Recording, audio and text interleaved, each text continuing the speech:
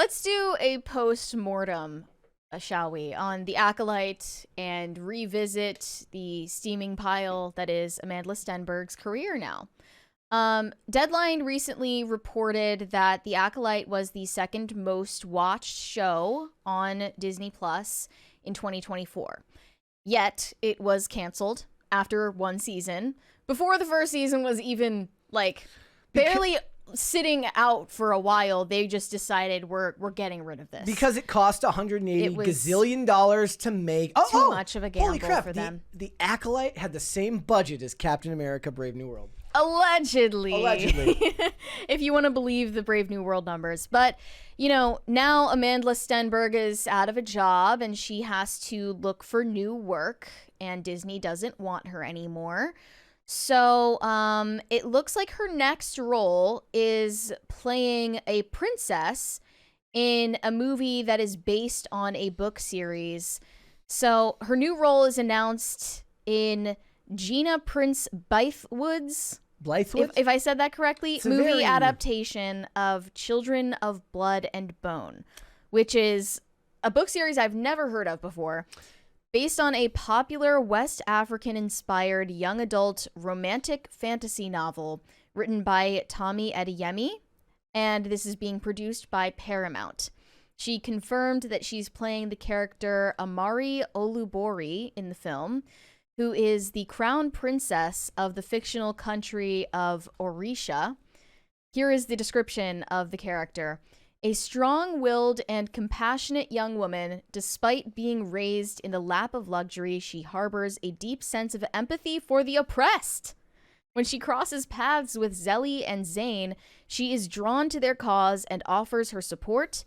Amari's knowledge of the royal court and her ability to navigate the treacherous waters of politics prove invaluable to the resistance. So she's going to need to really ramp up her acting ability. No, I mean, it says that she really has a deep understanding of the oppressed, and I watched that twerking video. She clearly gets it. Oh, yeah. She's not effing with their discourse, and I hope she actually says that in the she is able to expertly navigate the treacherous If I have to choose between politics. Amandla Stenberg and Maria Sten from Reacher, I take Maria Sten all day. So this is like some kind of knockoff version of Wakanda, and she's the princess of it, basically. I guess. Looks like it. It's weird, though, because it seems like even the woke people you would expect to universally celebrate Amandla Stenberg and this next step that she's taking in her career are throwing her under the bus right now. They don't like her anymore. Why? Because she is now facing backlash for colorism. She is taking this role from an actor of a darker skin tone. Anything that comes from book talk is going to be subject to this type of discussion. Like, it sucks, but that's going to happen. They're going to have this type of discussion the whole way through. The book talk fandom is dragging her. You don't get to, like, if you think of what happened when they cast Scarlett Johansson in The Ghost in the Shell, but like lower it down to like a microscopic level of importance, meaning something with way less social relevance than that series had, and you're going to continue to have those arguments. It's not about trans. This is incredibly niche too. or Asian. Now it's about colorism, and that's it's kind of the byproduct of the internet. Like, these things are always going to happen, and to be completely fair, something like this doesn't get greenlit unless there's at least people having some type of argument about it. So it makes sense. And these book talk freaks, we've talked about the book talk freaks on the show before, but they really are some of the craziest people on the internet, the easiest to anger, and they form pitchfork mobs over just about anything. I think I texted you one time saying that I was just sitting in a coffee shop and I overhear this girl talking to her friend on the other side of the room, and she's ranting about how she has a popular book talk account on TikTok, and she's getting like an avalanche of hate from all of these book talk weirdos who are trying to force her to talk about politics. It was like right after I told you that I got engaged, and you're like, you're not going to believe this. It's insane, because you were telling me, you were like, kind of making a foray into the whole world of like book talk and okay, not wokeness book talk, in book but talk world. Yeah, I found like a YouTube creator who was like it's probably the only conservative female in all of book talk. Yeah. I wish I knew her channel name right now because she made some great videos that I thought were pretty interesting. But I was just like, man, these people are even more insane than, because you know what? It's all wine aunt, middle-aged, antidepressant-laden women with nothing better to do than to rant about something that doesn't really matter. Yeah, or teenage girls. I don't know. I women too. I imagine that the most vicious are probably the middle-aged women on antidepressants. They all need to get a hobby. Point being, these people are Looney Tunes, and at they're this asking point, what the F book talk is. No, it's talk as in TikTok. Book talk. TikTok. Yeah, it's book talk is the niche on TikTok of women who claim to be voracious readers, but they actually just read porn. Yeah, it says she's facing colorism backlash for her role. Yeah, so, I mean, at this point, Amandla Stenberg must feel like she just can't win because with her role in The Acolyte and all of these comments that she made promoting The Acolyte.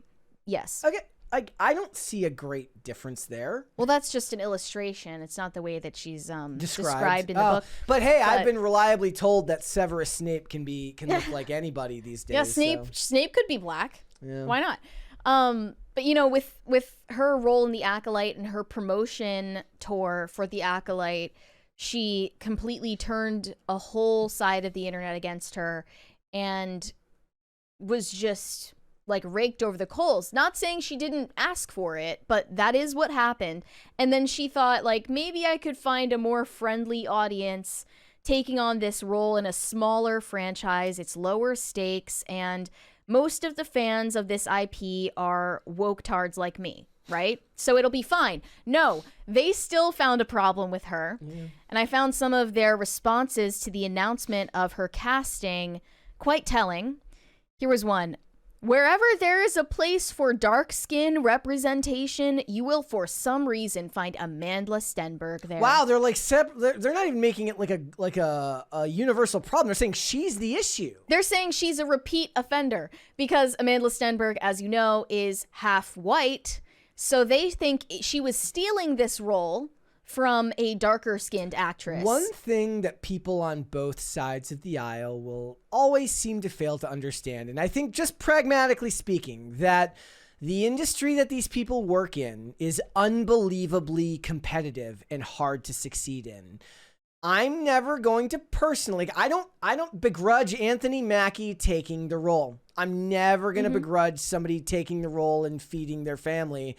Doesn't mean that there isn't place there for criticism, but at least on like a personal level, I can absolutely understand being like, look, I don't know anything about all that, but I got kids to feed and put through private school, so I'm going to take this role.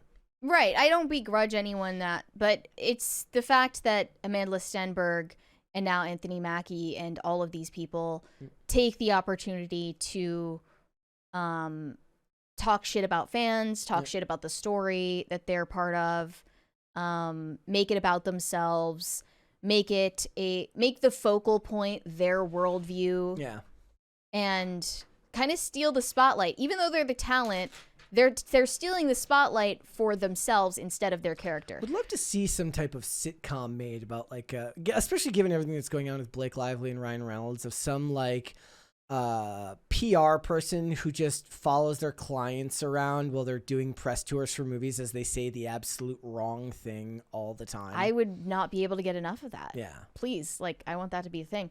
But here is a description of Amandla's character just to confirm that the fans feel they have an argument here.